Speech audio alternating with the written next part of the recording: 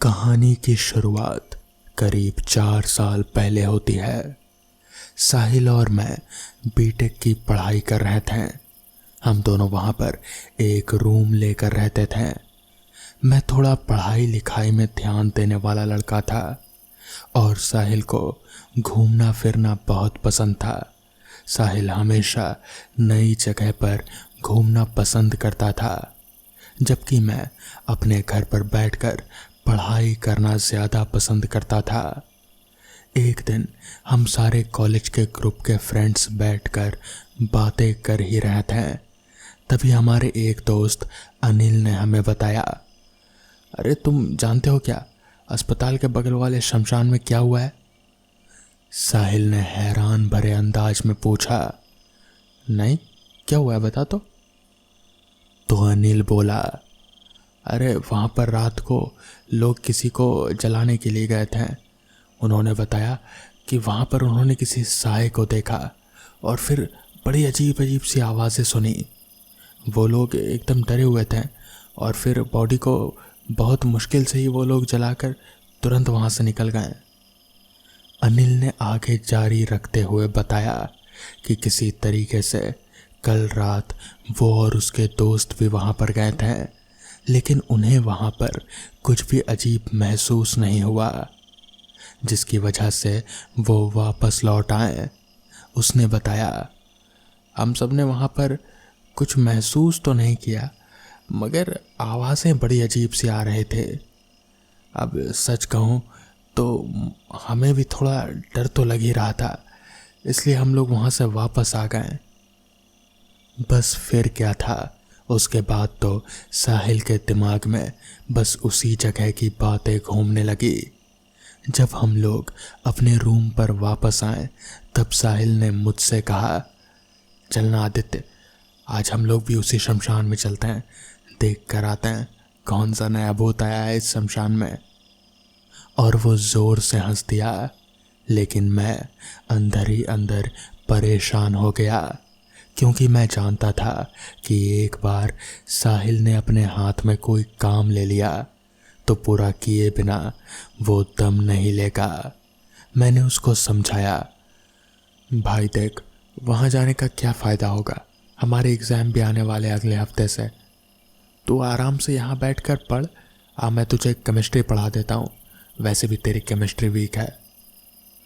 उसने मुझसे बोला, मुझे मालूम था तू यही सब बहाने बनाएगा। तू इतना फट्टू क्यों है यार, तू मेरा दोस्त होकर भी फट्टू है। उसने और भी 2-4 मुझे ऐसी ही बातें बोली, जिससे कि मेरे आत्मसम्मान में ठेस लग गई। मैंने भी उसको बोल दिया, चल ठीक है, चल दूंगा तेरे साथ, मैं कोई भूत वूत से डरता नहीं हूँ। वो भी ज़ोर से हंसा और बोला, ये हुई ना बात, चल आज रात का खाना मैं तुझे खिलाऊंगा।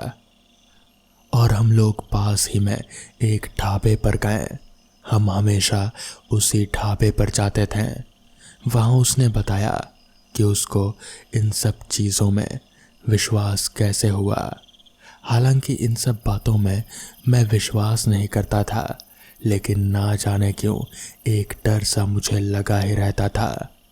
हालांकि उसने मुझे जो कहानी बताई वो भी काफ़ी डरावनी थी।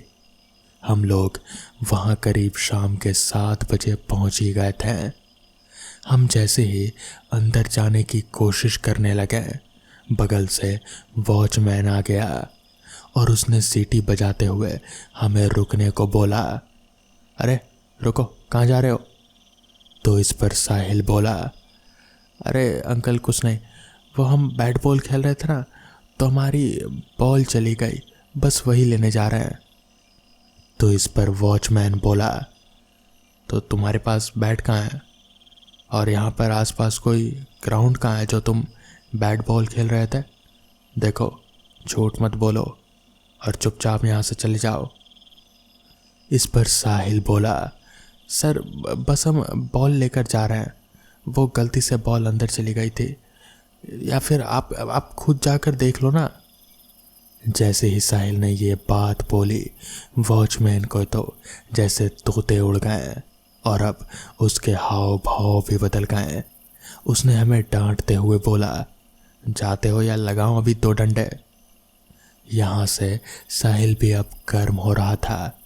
मैंने साहिल को शांत किया और उस वॉचमैन से दूर ले गया। साहिल अब जिद पर अड़ गया। उसने बोला, मैं तो जाकर ही रहूँगा, देखता हूँ ये वॉचमैन मेरा क्या कर लेगा। मैंने उसको शांत करने के लिए ये बात बोली कि अभी वो वॉचमैन भी थोड़ी ही देर में सोने चला जाएगा, तो क्यों ना हम लोग थोड़ी देर बाद आए या फिर करीब 12 साढ़े 12 बजे के आसपास आए। साहिल को ये प्लान पसंद आया और उसने बोला, ठीक है, हम रात में 12 बजे आएंगे, क्या बोलता है। मैंने अपना सिर हाँ में हिलाया और फिर साहिल वहाँ से आगे की ओर बढ़ गया। मैंने अपने सिर पर हाथ रख लिया और मैंने सोचा, अरे यार, मैंने तो अपने ही पैर पर कुदाली मार ली।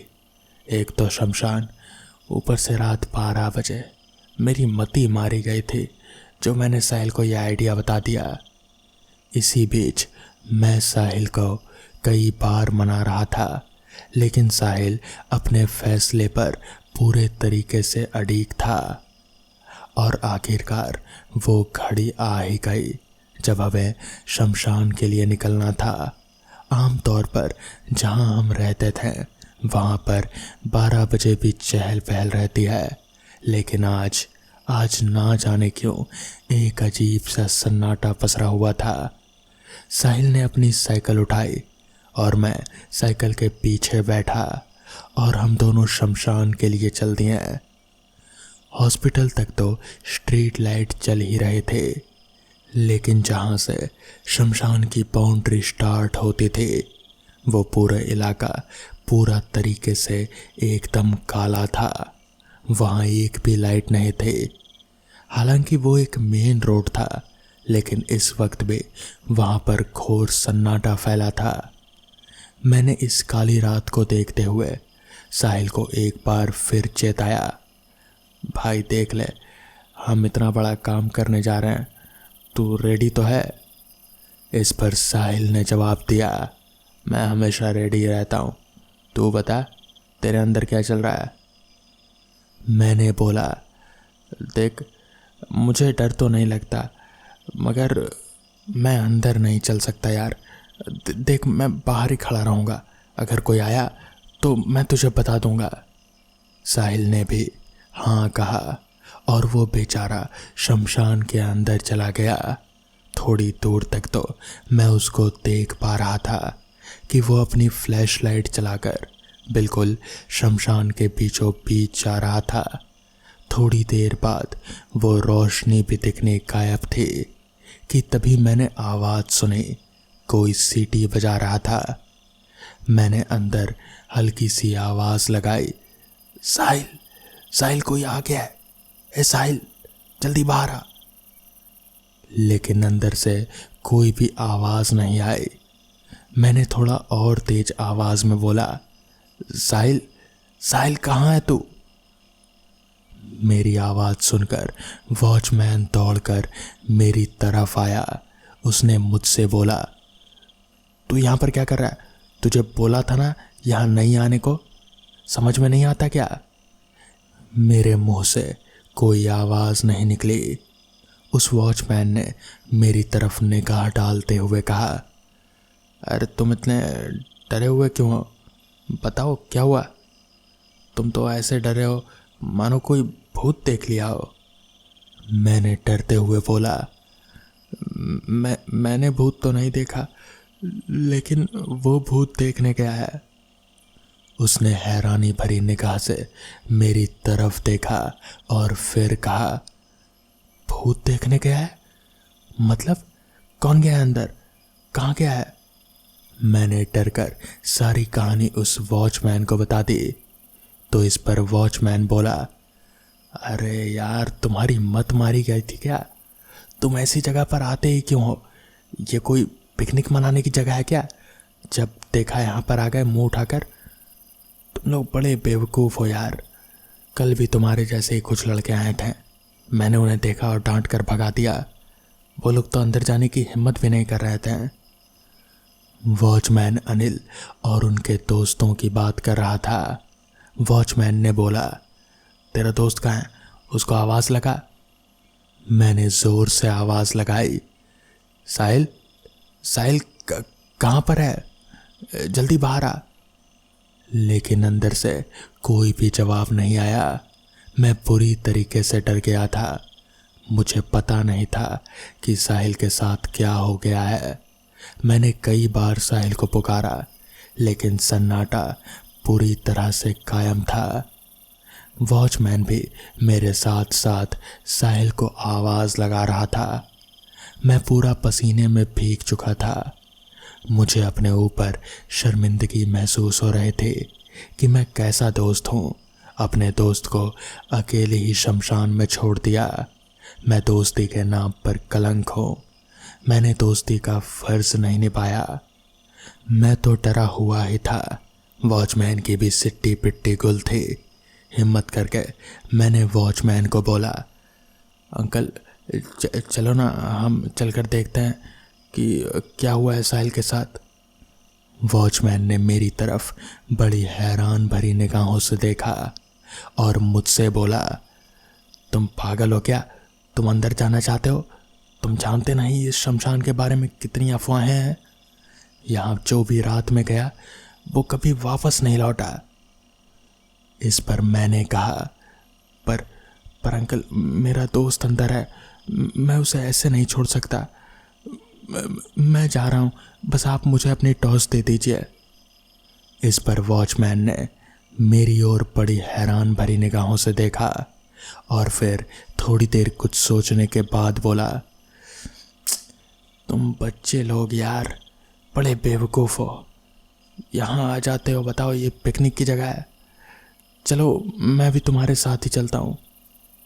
जिसके बाद मैं और वॉचमैन हम दोनों शमशान के अंदर दाखिल हुए। शमशान के अंदर पूरा तरीके से अंधेरा पसरा हुआ था। अंधेरे के अलावा और कुछ भी नहीं था। आसपास बड़े ही जंगल झाड़ थे। मुझे कहीं पर भी आसपास साहिल नज़र नहीं आ रहा था। हम लोग आगे बढ़ने लगे। शमशान में बहुत ही अजीब अजीब तरीके की आवाज़ें आ रही थी। कभी कभी तो ऐसा महसूस हो रहा था कि जैसे कोई औरत रो रही हो। मेरा तो पूरा रोम रोम कांप रहा था। वॉचमैन के भी हाथ थर थर कर रहे थे। हम लोग किसी तरह चलते चलते शमशान के बीचों बीच पहुँचे तो वहीं पर मुझे पास ही में एक टॉर्च पड़ी हुई दिखी जो कि जल रहे थे। शायद यही साहिल की टॉर्च थी। हम लोग भागकर उस टॉर्च के पास गए तो पाया कि साहिल वहीं बगल में ही बेहोश पड़ा हुआ है। हम लोगों ने किसी तरह साहिल को उठाया और फिर उसे होश में लाने की कोशिश करने लगे। हम लोग अभी ये सब कर ही रहे थे कि तभी अचानक ही वो जो औरत के रोने की आवाज़ थी वो एकदम से तेज होने लगी और फिर हमें ऐसा महसूस होने लगा कि जैसे पास के झाड़ियों में कोई खड़ा है और वहाँ से घूर घूर कर हमें ही देख रहा है। वॉचमैन ने मेरी तरफ देखा और इशारे में कुछ कहा। मैं समझ गया कि वो मुझे क्या बताना चाह रहा है। हम दोनों ने साहिल को किसी तरह उठाया और फिर भागते भागते हम लोग शमशान से बाहर निकले। बाहर निकलकर वॉचमैन ने अपना पानी का बोतल लाया और साहिल के चेहरे पर मारा तो फिर साहिल होश में आया। होश में आने पर वो बुरी तरीके से डरा हुआ था। उसने जो घटना बताई वो सुनकर मेरे और वॉचमैन हम दोनों की रूह कांप गई।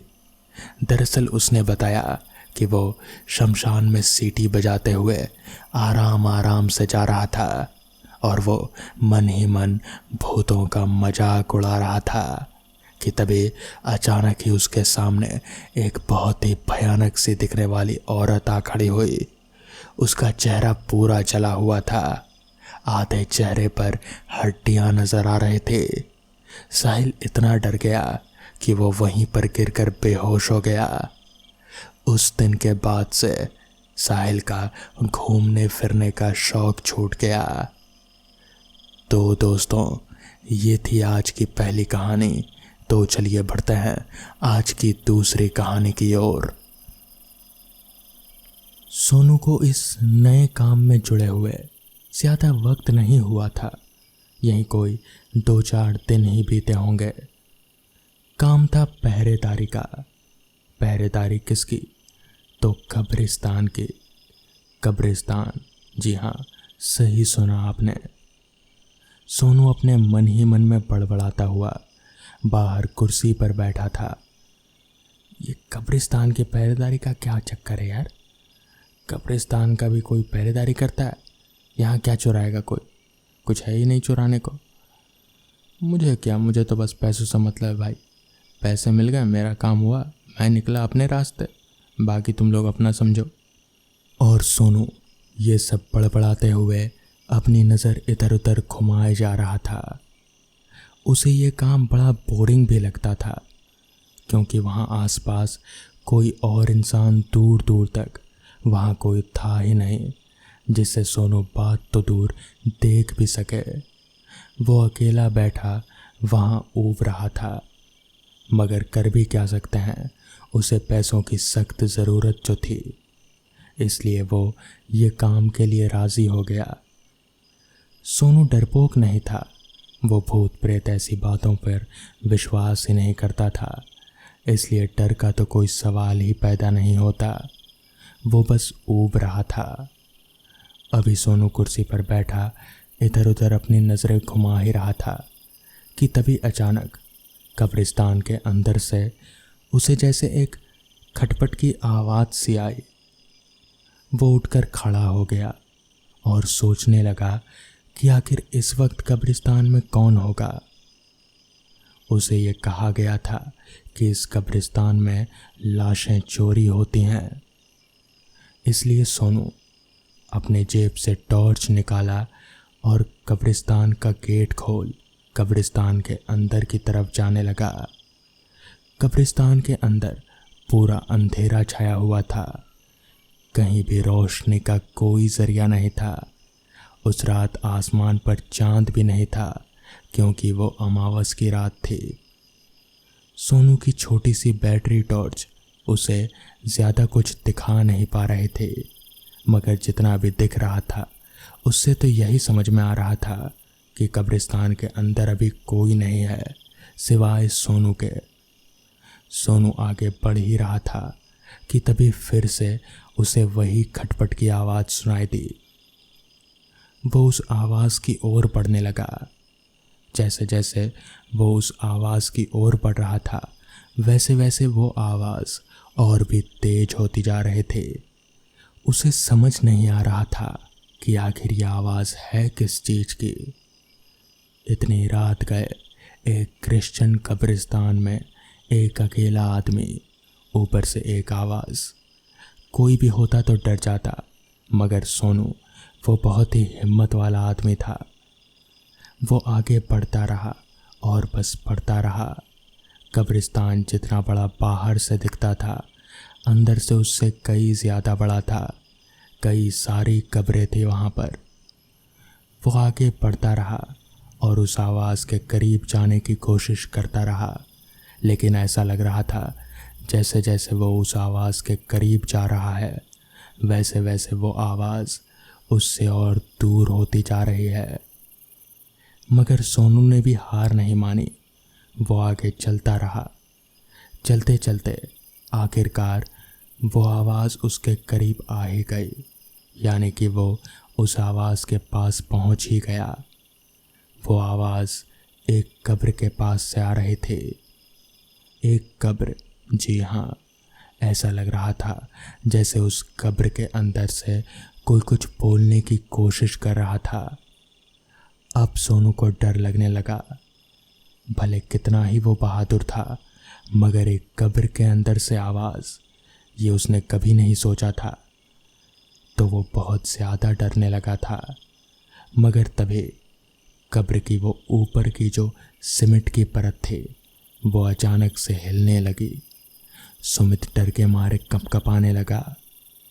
तभी अंदर से आवाज़ आई, रुको रुको, डरो मत। ये आवाज़ एक औरत की आवाज़ थी। अब सोनू बहुत ज़्यादा डरने लगा था। वो वहाँ से भागने ही वाला था कि तभी वो आवाज़ और तेज हो गई। प्लीज़ प्लीज़ रुको, भागो मत, मेरी मदद करो।